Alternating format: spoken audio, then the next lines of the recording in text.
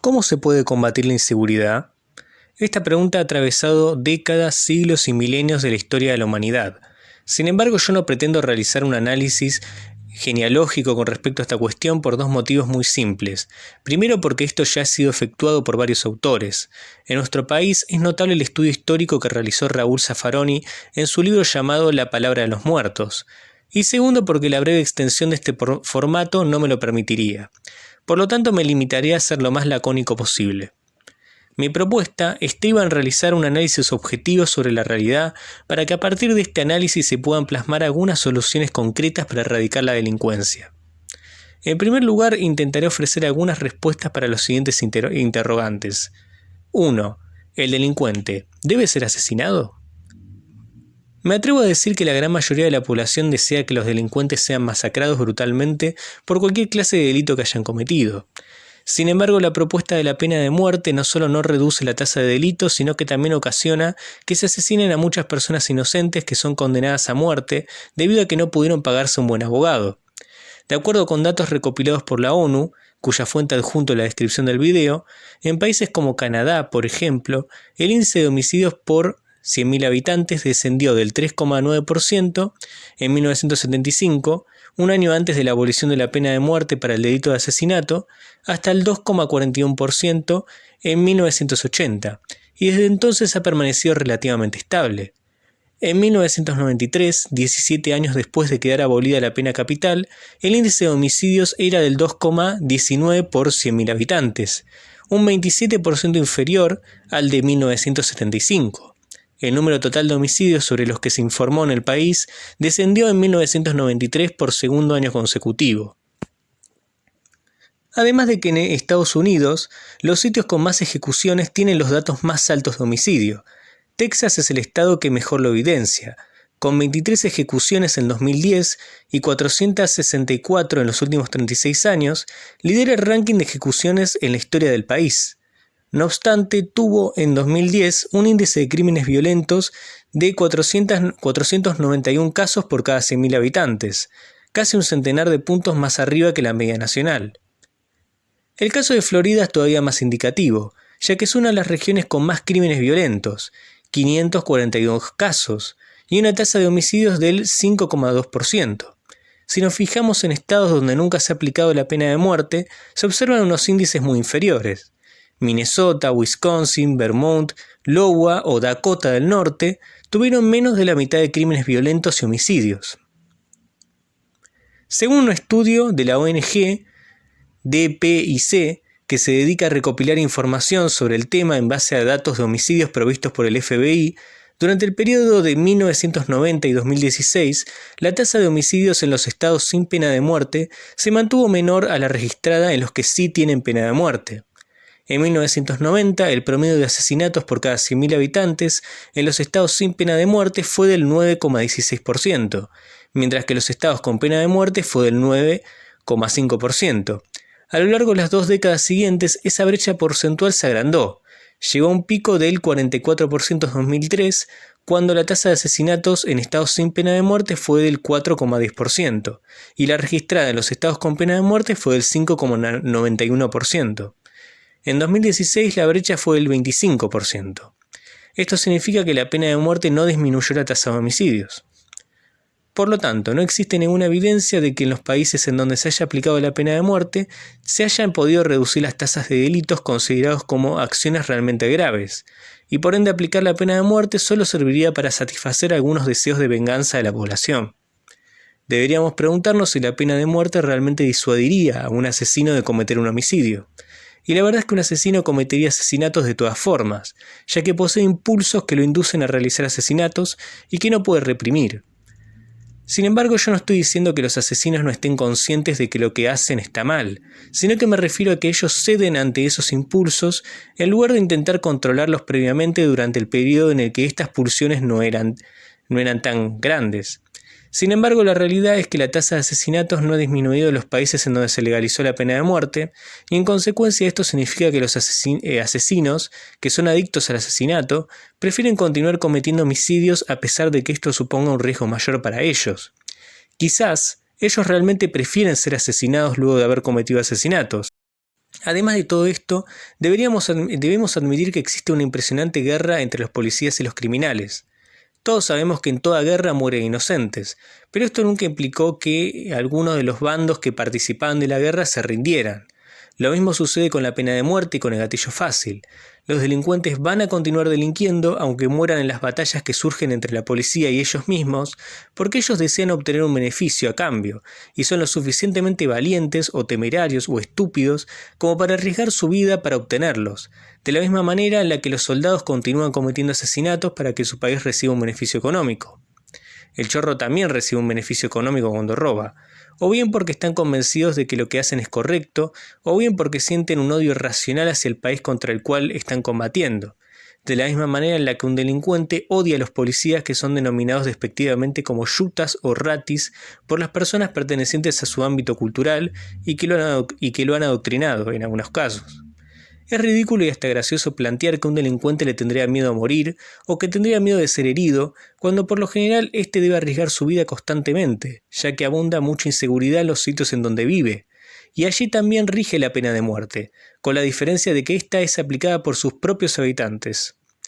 Es absurdo creer que un delincuente le tendría miedo a un policía, siendo que se crió en un sitio extremadamente peligroso y siendo que tuvo que convivir con la inseguridad desde que nació. Por último, cabe agregar que si una persona fue criada en el seno de una familia que le inculcó valores erróneos, resulta casi imposible modificarlos a menos que le brindemos otro tipo de educación. Este tipo de personas no tienen la culpa de ser así, en definitiva, porque no eligieron nacer en el seno de una familia que los convirtió en delincuentes. Es evidente que cualquier persona se hubiese tornado en delincuente o hubiera tenido muchas más probabilidades de tornarse en un delincuente si hubiera sido criada por padres que la entrenaron para que se convierta en un criminal. Otro interrogante interesante que podríamos hacernos es si un homicida realmente valora su vida, o si directamente no le importa morir o no.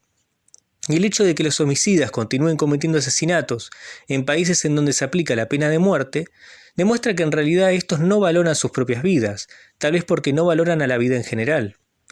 Algo que no se comenta es que la pena de muerte inexorablemente perjudica a los allegados de los ejecutados, a pesar de que estos sean inocentes. Estos familiares y amigos, que son completamente inocentes del delito que se castiga, sufren a menudo tanto como el reo, pero durante más tiempo. La ejecución de la pena de muerte genera huérfanos trastornados, viudas y viudos traumatizados, hermanos horrorizados y aflicción profunda, duradera, cruel y totalmente inmerecida a muchas personas inocentes allegadas a los ejecutados.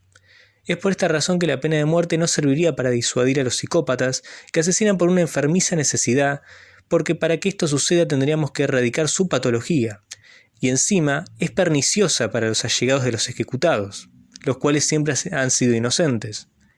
La peligrosidad de la pena de muerte es inmensa. La aplicación de la pena de muerte ha causado la muerte de miles de inocentes, y esto también ha sucedido en tiempos actuales, a pesar de que la tecnología haya avanzado a pasos agigantados. Según un estudio realizado en 1987, 350 personas condenadas a muerte en los Estados Unidos por delitos punibles con la pena capital entre 1900 y 1985 resultaron ser inocentes de los cargos que se les habían imputado. Parte de ellos se libraron de ser ejecutados en el último momento, pero 23 fueron al final ajusticiados. Como si esto no fuera suficiente, un informe del Congreso de los Estados Unidos, elaborado por el Subcomité de la Cámara sobre Derechos Civiles y Constitucionales, publicado en octubre de 1993, enumeraba los nombres de 48 hombres condenados a muerte que desde 1972 habían salido en libertad de los corredores de la muerte de las cárceles estadounidenses. El informe culpaba de la situación a las inadecuadas salvaguardias legales para evitar ejecuciones erróneas y detallaba numerosas deficiencias inherentes del sistema de justicia penal. El informe concluía: al juzgar por la experiencia anterior, un número importante de condenados a muerte son en realidad inocentes, y existe un gran riesgo de que algunos de ellos sean ejecutados. Muchos de estos casos fueron recientes y en muchas ocasiones, como en el caso de Ellis Wayne Felker, se habían encontrado pruebas de ADN que demostraban su inocencia, además de que el culpable del asesinato ya había confesado su propia culpabilidad. Y sin embargo, la justicia terminó condenándolo a la pena de muerte. lo cual demuestra que el hecho de que las técnicas para verificar si una persona es culpable o no tampoco generarían que la justicia y sus jueces sean más eficientes y justos a la hora de dictar sentencia, por lo que de todos modos se condenaría a inocentes. Además de que muchos de estos casos son bastante recientes, por lo que la tecnología no garantiza que no se condene a inocentes. La pena de muerte entonces es ineficaz y por ende no resuelve el problema de los homicidios como así tampoco el de la delincuencia en general. Satisfacer los deseos de venganza de una población violenta y sedienta de sangre no serviría de nada. Está claro que este método no solamente no sirve para nada porque no reduce el porcentaje de delitos ocasionados, sino que también suele ser peligroso dado que muchas veces las ejecuciones son injustas. A veces asesinan a los ladrones por haber robado, cuando esta retribución es inequitativa y por tanto injusta, debido a que la vida tiene mucho más valor que cualquier clase de objeto material que el delincuente haya robado. Y si no me cree, pregúntese si usted preferiría perder su vida en lugar de perder un objeto valioso que es de su propiedad, y se dará cuenta de que tengo razón, pues seguramente elegirá conservar su vida. Por otro lado, el problema de la justicia por mano propia es que el pueblo, en primer lugar, no está cualificado para hacer justicia, ya que carece de entrenamiento suficiente y de entrenamiento policial para poder realizar justicia, para poder detener un delincuente. No sabe cómo identificar y atrapar a un ladrón eficazmente, como así tampoco conoce las leyes. Con esto no estoy diciendo que la policía siempre sea eficaz, pero al menos está bastante más entrenada que las personas comunes, las cuales también podrían corromperse al igual que los policías. El principio de presunción de inocencia, según el cual todos son inocentes hasta que se demuestre lo contrario, existe por una razón, la cual estriba en el hecho de que muchas veces las personas que fueron acusadas por haber cometido un delito resultan ser inocentes. Es por eso que resulta necesario someter al presunto delincuente a un juicio justo, para cerciorarse de que este delincuente no ha sido acusado injustamente, ya sea porque tenía mala pinta o simplemente porque al barrio le caía mal y le parecía sospechoso. Lamentablemente las personas suelen ser extremadamente discriminatorias y pueden creer que un individuo es culpable por portación de rostro. ¿Cuántas veces una persona discriminó a un individuo por su color de piel o porque era un negro cabeza, entre comillas? ¿Acaso no hay personas que cuando observan a un individuo de estas características se cruzan de vereda o se alejan por miedo a que las afanen? Negar que las personas suelen ser aporofóbicas es negar la realidad. Sin lugar a dudas, sería muy peligroso que las personas puedan hacer justicia por mano propia, ya que varias personas suelen realizar acusaciones falsas que están basadas en prejuicios, en rumores falsos o en calumnias incomprobables. Además de esto, la justicia por mano propia podría generar numerosas venganzas entre los conocidos, parientes y amigos de los acusados, y los justicieros, lo cual derivaría en una guerra de todos contra todos en la cual morirían muchos inocentes. Y con respecto a las fuerzas de seguridad, es realmente estúpido e ingenuo creer que los policías deben poseer el derecho de asesinar a los delincuentes como si ellos fueran unos santos, que siempre cometerán detenciones justas, cuando es sabido que millones de personas que han sido detenidas luego han sido liberadas porque los policías se habían equivocado o porque simplemente habían cometido un abuso. Creer que los policías no cometen errores a la hora de detener a un delincuente es equivalente a creer que ellos son dioses perfectos que nunca se equivocan. Con ese criterio deberíamos aseverar que los policías deberían ser reyes autoritarios que puedan eliminar a quienes se les antoje. Ya sabemos lo que sucedió cuando permitimos que la policía poseyera el derecho de aniquilar a los delincuentes en el momento en el que se sancionó el decreto 261 de aniquilamiento, durante la presidencia de Estela Martínez de Perón. Esta habilitación a ejercer una violencia desmesurada y sin control derivó en los horrores cometidos por la AAA, y, posteriormente, en las masacres cometidas por diversas dictaduras, nada más y nada menos que 30.000 desaparecidos. Por otro lado, de acuerdo con un estudio, el 4,1% de las condenas a muertes en Estados Unidos se debe a errores judiciales.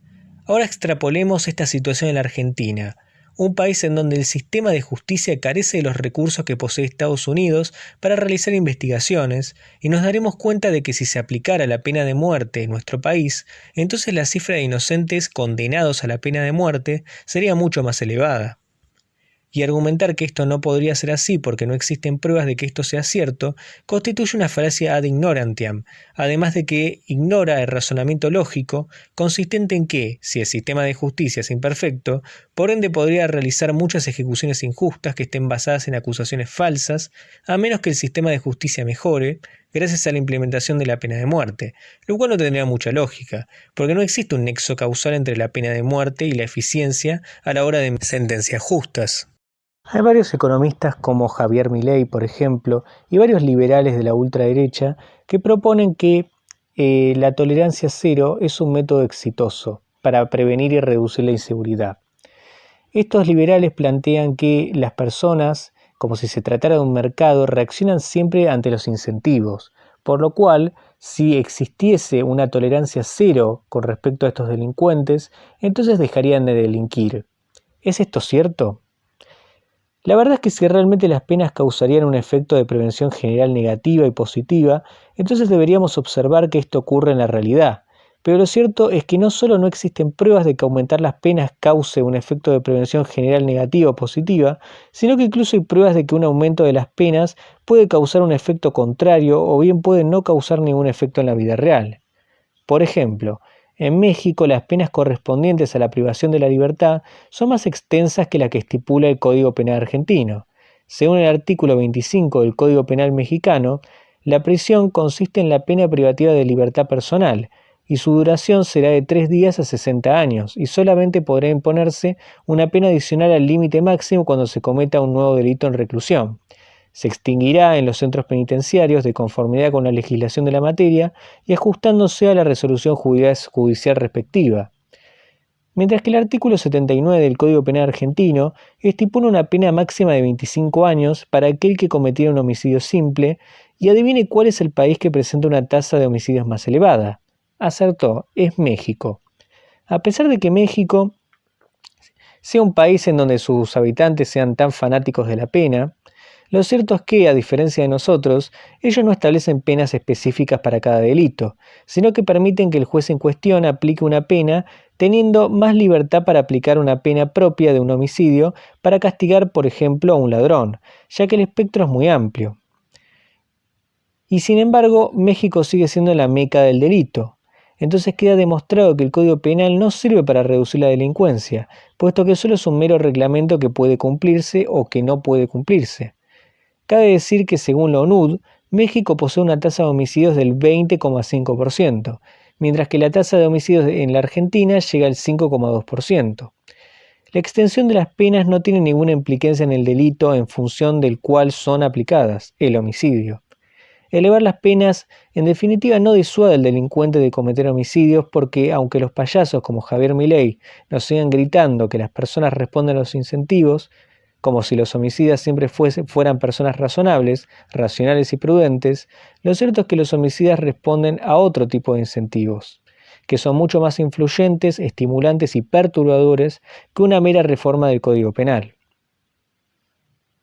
Me dirán que esto solo es una excepción que confirma la regla, pero no es así. Veamos otros casos. Noruega es un país que tiene una pena máxima bastante breve. La pena máxima noruega es de 25 años, mientras que la pena máxima en Argentina es de 35 años. Sin embargo, Noruega posee una cifra de homicidios mucho menor que la Argentina. En México, volviendo a México, si bien una persona no puede estar encerrada en prisión por más de 50 años, se han aplicado penas mucho más extensas y extremadamente desproporcionadas, como cuando un juez de Chihuahua estableció una pena de 697 años de cárcel a un grupo de secuestradores y homicidas para disuadir a los posibles delincuentes. Otro ejemplo de esto pudo observarse cuando condenaron a 3 personas a 1500 años de cárcel por el caso Barrheven. Sin embargo, estos castigos ejemplarizantes no sirvieron para nada, puesto que las personas no siempre reaccionan a los incentivos. En Colombia la pena máxima de privación de libertad es de 60 años, y entendemos que esta solo se aplica en los casos de homicidio, mientras que en Argentina la pena máxima de privación de libertad es de 35 años. Sin embargo, Colombia posee una tasa de homicidio mucho más elevada que la Argentina, teniendo una tasa de 28%, mientras que la Argentina llega al 5,2% según la ONUD. En Estados Unidos, el poder punitivo es extremadamente elevado, puesto que existe la pena de muerte en muchos estados, y hasta condenan a niños a cadena perpetua. En Estados Unidos actualmente hay cerca de 3.000 menores de edad condenados a cadena perpetua sin posibilidad alguna de lograr la libertad condicional. Y lo peor de todo es que en Estados Unidos es usual que condenen a una persona a cadena perpetua solo porque cometió un delito que no perjudica a terceros, como lo es la acción de consumir drogas.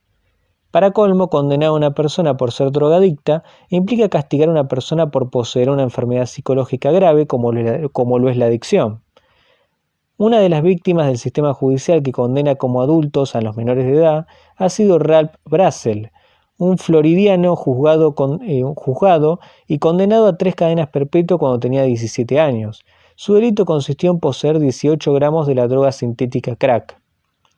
Si la pena realmente tendría alguna implicancia en la disminución de los delitos, entonces tendríamos que concluir que Estados Unidos tiene una tasa de homicidio muy baja, mientras que Noruega tiene una tasa de homicidios muy alta, puesto que la pena máxima de este último país es de tan solo 25 años, además de que el sistema penal de Noruega es muy indulgente con los peores asesinos, mientras que el sistema penal de Estados Unidos es extremadamente brutal y violento.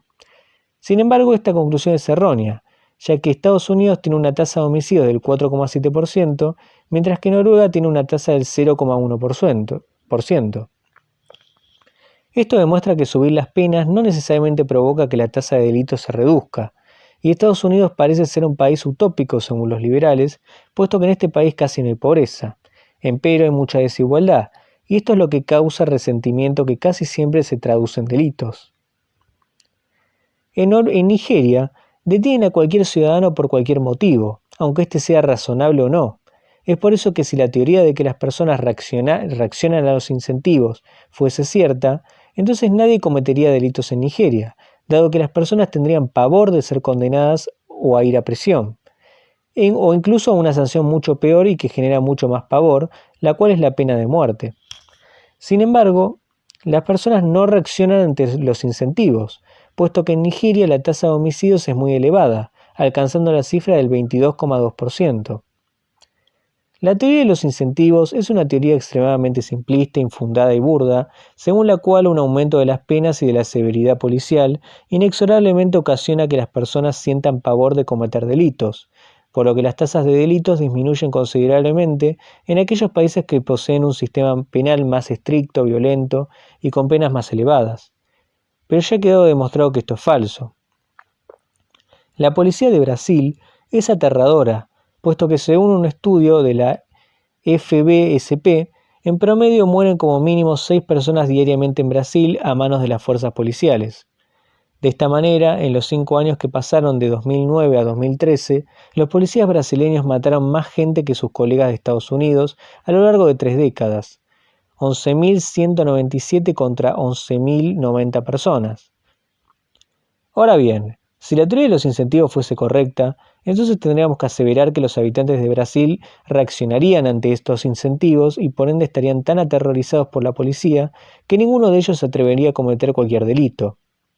Sin embargo, la cifra de homicidios de Brasil llega al 27,3% según la ONU.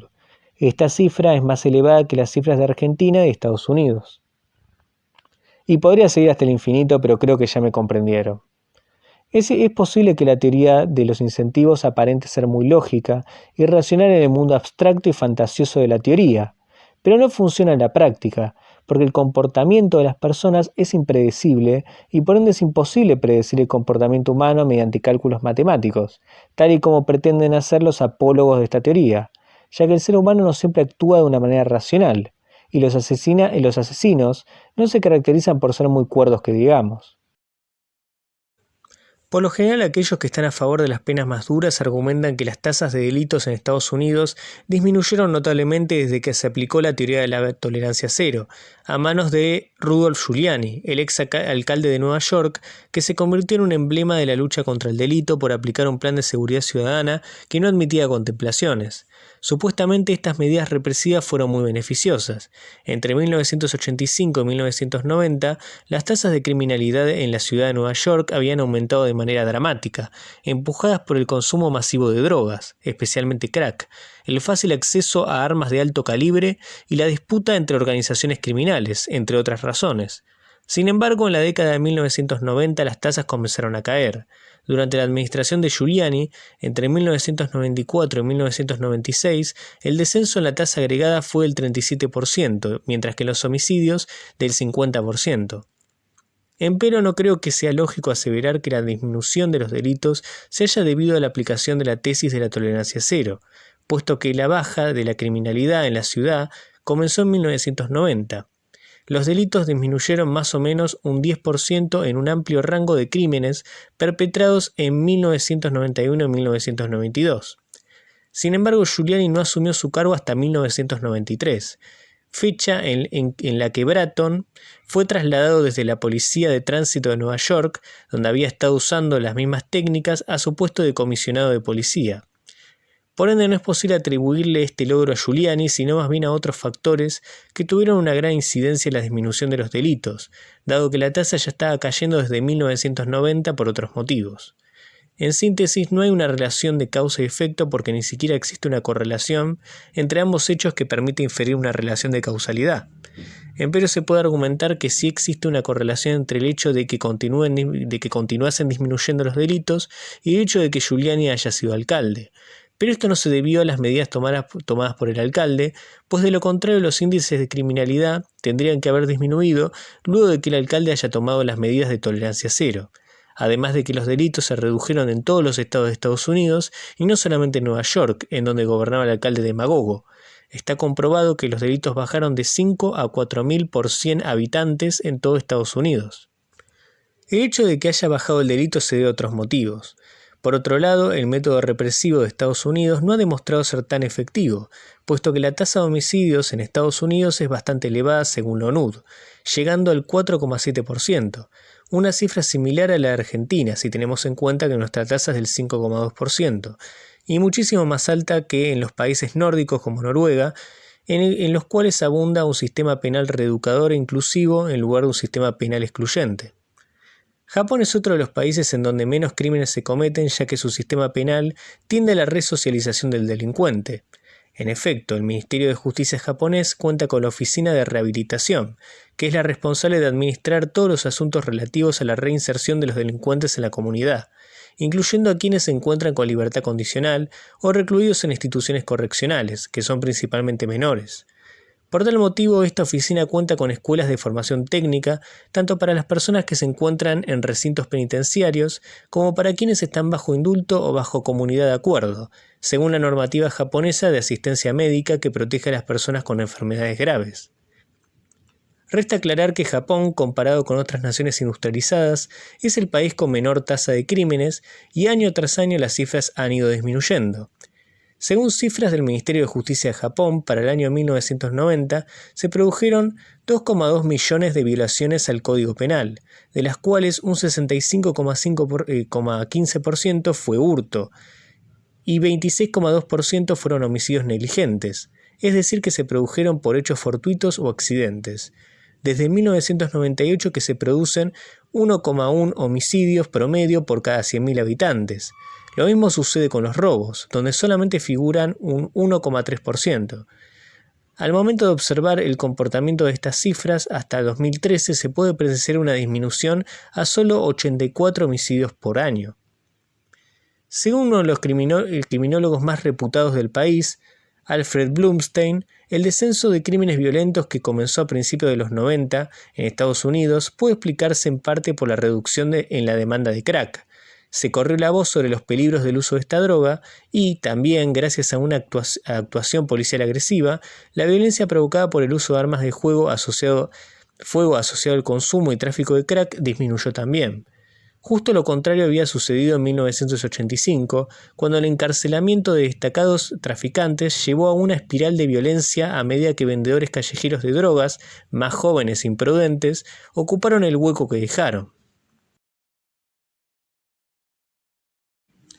¿Pero qué significa la teoría de la tolerancia cero o de las ventanas rotas? El experimento fue realizado por el psicólogo de la Universidad de Stanford, Philip Zimbardo, en 1969. Él mismo abandonó un coche en las descuidadas calles del Bronx de Nueva York con las placas de matrícula arrancadas y las puertas abiertas. Su objetivo era ver qué ocurría con ese auto. Y ocurrió algo, a los 10 minutos empezaron a robar sus componentes, a los 3 días no quedaba nada de valor, y luego empezaron a destrozarlo. El experimento tenía una segunda parte. El psicólogo abandonó otro coche en parecidas condiciones en un barrio rico de Palo Alto, California, y no pasó nada. Durante una semana el coche siguió intacto. Entonces Zambardo dio un paso más y machacó algunas partes de la carrocería con un martillo. Debió de ser la señal que los honrados ciudadanos de Palo Alto esperaban, porque al cabo de pocas horas el coche estaba tan destrozado como el coche que había dejado en el Bronx. Estos son los hechos, y la interpretación que podríamos hacer de este acontecimiento es que las personas robaron lo que se encontraba dentro del auto porque pensaron que este auto estaba abandonado y que por lo tanto no le causaría ningún perjuicio al dueño en el caso de que lo saquearan. O tal vez pudieron saquearlo mediante la excusa de que en todo caso el dueño sería el culpable de que le sucediera algo al auto debido a que él no se encargó de cuidarlo, de lo cual se desprende la idea de que el respectivo dueño no se merece tener ese auto. Hasta acá todo bien. Esto es lo que demostraría el experimento.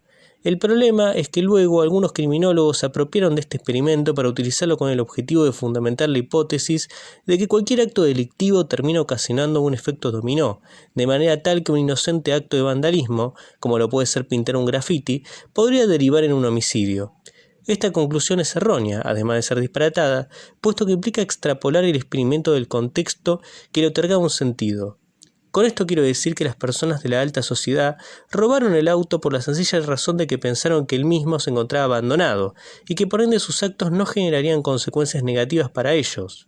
Pero esto de ninguna manera significaría que una persona pueda llegar a delirar y a pensar que matar a una persona no tendría consecuencias para él solo porque alguien se robó un auto abandonado sin sufrir las consecuencias de este acto.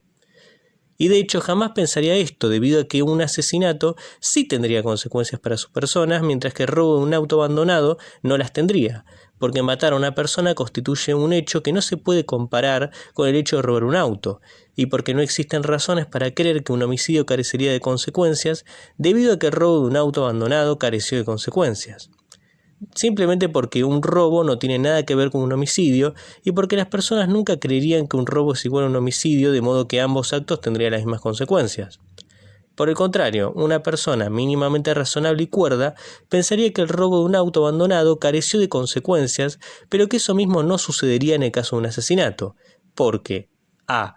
La integridad material de un auto tiene mucho menos valor que una vida humana, por lo que las consecuencias de matar son mucho más graves que las de robar algo que carece de dueño. Y b. Porque el robo del auto no tuvo consecuencias debido a que estaba abandonado, mientras que es obvio que la mayoría de las personas no están abandonadas, salvo algunos vagabundos, por lo que ocurrió con el auto no ocurriría con una persona.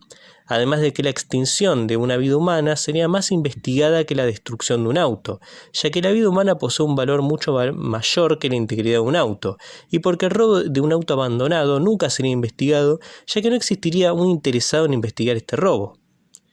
Además de que una persona razonable pensaría que el hecho de que haya ocurrido una cosa no significaría que vaya a ocurrir otra, y que matar a una persona sí tendría consecuencias mayores. Es decir, que es evidente que una persona no pensaría, una persona común, que el hecho de que no hayan castigado a un joven que pinta grafitis implica que no la vayan a castigar cuando cometa un homicidio. Por el simple hecho de que esta persona razonable sabría que el joven grafitero no fue castigado porque su delito fue muy insignificante, a diferencia del delito del homicidio. Plantear que un sujeto llegaría a semejante conclusión es igual de absurdo que plantear que todos los individuos equipararían la acción de cometer un homicidio con la acción de pintar un graffiti, poniéndolos al mismo nivel, en lugar de pensar de que el delito de pintar un graffiti no fue castigado porque constituye un delito insignificante, mientras que cometer un homicidio sí conllevaría consecuencias negativas para la persona que lo cometió, porque esta acción no constituye un delito insignificante, a diferencia de pintar un graffiti. Es decir, que los criminólogos generalizan diciendo que si las personas pensaron que destartalar un auto abandonado no conllevaría grandes consecuencias, también pensarían lo mismo con respecto a todos los delitos en general, y por igual. Esta es la hipótesis que plantea la teoría de las ventanas rotas. Esta generalización evidentemente constituye una falacia de generalización apresurada, y esto es obvio. Me gustaría retomar el tema de la pena de muerte para aportar una serie de datos que me parecen interesantes. Ya se ha comprobado que la pena de muerte simplemente no funciona para erradicar el delito que se pretende reducir. Por ejemplo, Botswana prevé la pena de muerte para aquellas personas que hayan cometido el homicidio, y sin embargo la tasa de homicidios es considerablemente elevada en este país. Según la ONU, la tasa de homicidios de Botswana asciende a 15 de cada 100.000 habitantes, lo cual supera con creces a la cantidad de homicidios cometidos en todos los países latinoamericanos y más. Etiopía también prevé la pena de muerte en el caso del delito del homicidio, pero ya se ha demostrado que carece de eficacia preventiva, ya que su tasa de homicidios es del 7,6%, mucho más elevada que la tasa de Argentina. Por ejemplo, Suislandia presenta una tasa de homicidios del 9,5% y prevé la pena de muerte por asesinato. Lo mismo ocurre con Tanzania, un país que prevé la pena de muerte por asesinato, pero que tiene una tasa de homicidios bastante alta, del 6,2%. También lo mismo ocurre en el caso de Uganda, un país que posee una tasa de homicidios de 11 por cada 100.000 habitantes. Y también con respecto a Zambia, un país que posee una tasa del 5,3% y Zimbabue, con una tasa del 6,7%. Cabe destacar que Jamaica es uno de los pocos países de América que todavía siguen aplicando la pena de muerte para los delitos de asesinato, y sin embargo su tasa de homicidio es la más elevada de toda la región, y una de las más elevadas del mundo, ascendiendo a la tasa de 45 asesinatos cada 100.000 habitantes. Las penas carcelarias severas tampoco servirían para reducir el delito, tal y como lo demostramos anteriormente. Pero luego de haber dicho todo esto, deberíamos preguntarnos cómo podríamos reducir la delincuencia, y si lo pensamos razonablemente, concluiremos que para poder reducir la delincuencia, primero es necesario atacar sus causas. ¿Pero cuál es la causa de la delincuencia? Bueno, hay muchas teorías. La principal teoría es que la delincuencia principalmente es provocada por la desigualdad. Hay investigaciones que coinciden en que la principal causa de la delincuencia es la desigualdad económica. Los economistas Ana María Cerro y Osvaldo Meoni sostienen en un libro denominado Distribución del ingreso, desempleo y delincuencia que en 1980 la Argentina registraba una tasa de 81,5 delitos por cada 10.000 habitantes, mientras que en 1997 esa tasa alcanzaba a los 230 delitos por habitantes, lo que implica una tasa promedio anual de 6,3%. Si consideramos el subperíodo de 1991 y 1997, el crecimiento promedio anual de la tasa de delincuencia pasa de ser del 7,4%, lo cual implica una aceleración de este fenómeno. La conclusión de ambos economistas, apelando a un análisis econométrico, es que la tasa de criminalidad aumenta en un 3% ante una suba del 10% en la desigualdad del ingreso. También un grupo de investigadores del Banco Mundial llevó a cabo un análisis de más de 2.000 municipalidades de México y los expertos encontraron que las localidades con menos desigualdad tienen en efecto menos tasa de crimen. También existe un libro que fue bastante influyente en su época titulado Desigualdad, un análisis de la infelicidad colectiva, en el cual se demostraba mediante datos concretos que la desigualdad de la riqueza provoca efectos sociales perniciosos en las sociedades, como por ejemplo erosión de la confianza, incremento de la ansiedad y la enfermedad, y promoción excesiva del consumo, como así también un marcado aumento de la delincuencia. De esta forma se puede deducir que una reducción de la desigualdad de ingresos y de oportunidades podría llegar a generar una reducción de la delincuencia, lo cual también se deduce por medio de la lógica. Pero ahora usted podría decirme que en realidad la delincuencia es causada por la maldad que habita en nuestros corazones atormentados, lo cual suena bastante poético. Pero la verdad es que no. Se podría plantear que la delincuencia es inherente al ser humano, pero como ya he afirmado antes, Rousseau fue aquel que le ganó la batalla a Hobbes en este sentido. Actualmente se ha podido comprobar científicamente que el ser humano aparentemente nace siendo bueno, pero luego la propia sociedad lo corrompe. Una rama de experimentos que está cuestionando el origen de la moralidad tiene que ver con la psicología evolutiva y del desarrollo, para descubrir si los bebés nacen siendo seres morales o no.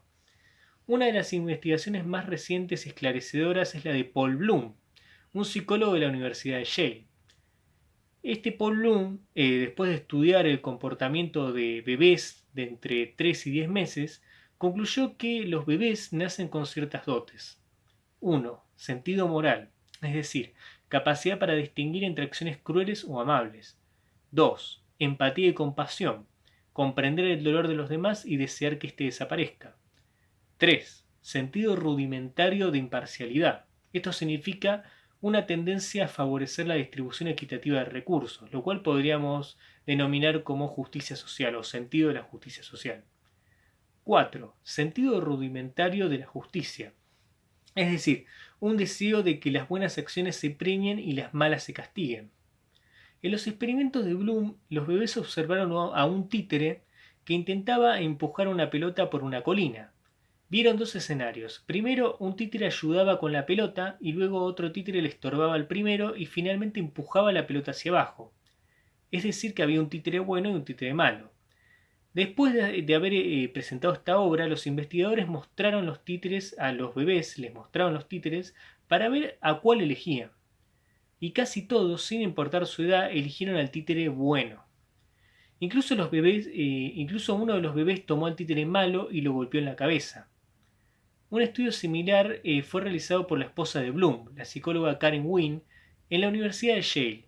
Y este estudio mostró que 80% de los bebés de 24 meses eligen al títere bueno y entre los bebés de 3 meses la razón sube a 87%. Al final del experimento, el títere bueno les ofreció a los bebés una galleta y el malo les ofreció 2 galletas. La mayoría eligió la galleta del títere bueno. Cuando a los bebés se les presentó una galleta del bueno contra 8 galletas del malo, un beneficio mucho mayor, aún así un tercio escogió el bueno. Por ende queda demostrado que la delincuencia es un fenómeno cuyas causas por lo general son culturales, salvo por algunos casos aislados como el caso de los psicópatas, los cuales poseen una mayor predisposición natural hacia la delincuencia por poseer una menor cantidad de neuronas espejo, las cuales son las responsables de generar el sentimiento de empatía.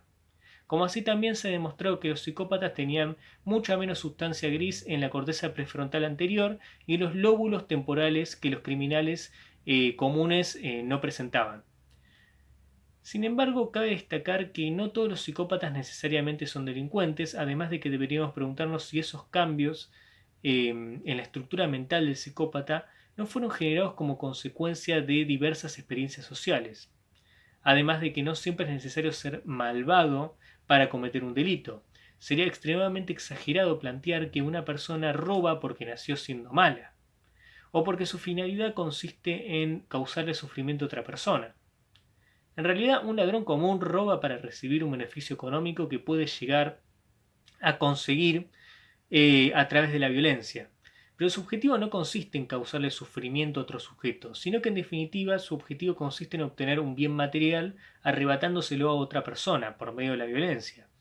Tal vez podremos llegar a pensar que esa persona es egoísta o que no valora mucho a la propiedad ajena, pero jamás podremos llegar a la conclusión de que la principal finalidad de esa persona consiste en causar sufrimiento, sobre todo porque de ser así, su objetivo no sería económico, y podría causar sufrimiento de otras formas, más sádicas incluso, más o por lo menos más sádicas que violar la propiedad. Aunque la verdad es que para un libertario violar la propiedad sería la acción más sádica que podría cometer un ser humano, ¿no? Bueno, sigamos. Esto se deduce que los delincuentes no son malvados por naturaleza. Por otro lado, si esto fuera así, entonces las tasas de reincidencia de los delincuentes deberían ser las mismas para todos los países del mundo, lo cual no ocurre en la realidad. Es por ello que se podría rehabilitar al delincuente y reinstalarlo en la sociedad, porque no nace siendo malo. Bueno, pero ¿cómo podríamos hacer esto? Esta es la gran pregunta, la pregunta del millón. Bueno, hay diversas formas de mejorar el funcionamiento de las cárceles para reinstalar al delincuente. En definitiva, el problema con la teoría de la prevención especial, la cual plantea que podríamos reeducar al delincuente en el interior de las cárceles, no radica tanto en su planteo, el cual es lógico, sino en que en la práctica esta readaptación de los delincuentes ha intentado garantizarse mediante métodos que no solo no eran eficaces, sino que además generaban mayores tasas de reincidencia. Desde hace siglos que las cárceles solo han servido para torturar psicológicamente y físicamente al delincuente, en lugar de ser configuradas como un espacio para que el criminal sea reeducado con la finalidad de que se reintegre a la sociedad. Pero el hecho de que la mayoría de las cárceles sean ineficaces no significa que este objetivo sea imposible de concretar. Por ejemplo, las cárceles de Noruega constituyen una prueba de que es posible readaptar a los delincuentes en ciertos casos. no en todos. En la isla de Bastøy, en el sur de Oslo, por ejemplo, los reclusos pueden caminar alrededor de una cárcel que parece un pueblo rodeado de granjas. Allí practican el esquí, cocinan, juegan al tenis y a las cartas. En esta cárcel los delincuentes hasta incluso tienen su propia playa e incluso son los encargados de administrar el ferry que conecta la isla. Y durante la tarde, cuando la mayoría de los empleados de la cárcel se va a casa, solo un puñado de guardias se queda para cuidar a 115 reclusos. Otra prisión que podría dejar a los extranjeros anonadados es la de Halden, en el sur de Noruega, cerca de la frontera con Suecia. En el programa se muestra el taller donde trabajan los internos, el cual se encuentra colmado de serruchos y objetos metálicos, además de los bien afilados cuchillos que se hallan en la cocina. La mayoría de los presos en esta cárcel comienza a pagar sus penas en cárceles de alta seguridad. Luego, después de un tiempo, son trasladados para que se vayan rehabilitando de a poco a la sociedad. Es decir, que luego de que hayan finalizado esta pena en las cárceles de alta seguridad, se considera una transferencia a una prisión de menor seguridad con la idea de crear una transición gradual de la prisión a la libertad. Y hacia el final de la sentencia, los presos también pueden ser transferidos a casas de adaptación, que permiten una existencia todavía más parecida a la vida normal. Es decir, que gradualmente el programa intenta readaptar a los presos a la sociedad. En la última etapa, los reclusos pueden tener algunos permisos dentro de su encarcelamiento, para hacer viajes a sus casas y enfocarse en su reintegración a la sociedad. Según uno de los guardianes de la prisión, ellos quieren que todos los presos estén lo más listos posible para llevar una vida ordinaria cuando sean puestos en libertad. Otra cosa que ayuda a mantener este sistema son las condenas que reciben los noruegos. Y atención con esto. El promedio de las penas es de 8 meses de duración, y la mayoría de ellas no supera el año, es decir, son penas muy bajas. Esto significa que más presos van a retornar a la sociedad en algún momento, y es por eso que la rehabilitación es tan importante. Solo 94 personas en Noruega están sentenciadas a una detención preventiva en una prisión de alta seguridad. Esto significa que pueden permanecer en la cárcel incluso más allá del tiempo de la máxima condena permitida por la ley, de 21 años, si el Estado considera que son un riesgo para la sociedad, lo cual también puede recibir sus críticas, ¿no? Y creo que es el principal defecto de este sistema. Pero bueno, los resultados son muy favorables. Por ejemplo, la reincidencia criminal en Noruega es del 20%, y esa es la tasa más baja del mundo. En otros países como Reino Unido es del 46%, y en Estados Unidos es del 76%. Además está la cuestión económica y el ahorro que significa no tener tantas personas alojadas en las prisiones. Evidentemente Noruega, gracias a este sistema readaptador, logra generar un ahorro en la economía, porque no tiene que invertir tanto en construir prisiones, porque la mayoría de los reclusos logra readaptarse a la sociedad. Por supuesto que Noruega es uno de los países más igualitarios del mundo en lo que se refiere a la distribución del ingreso, lo cual se ha obtenido cobrándoles impuestos extremadamente elevados a sus ciudadanos más pudientes para luego redistribuir esa riqueza mediante la asistencia estatal. Es decir, que la igualdad económica va de la mano con las reformas de las prisiones. Tanto la igualdad como el trato humanitario hacia los presos han demostrado ser los métodos más eficaces para reducir la delincuencia. Bueno, creo que eso es todo por este video y bueno, espero que les haya gustado.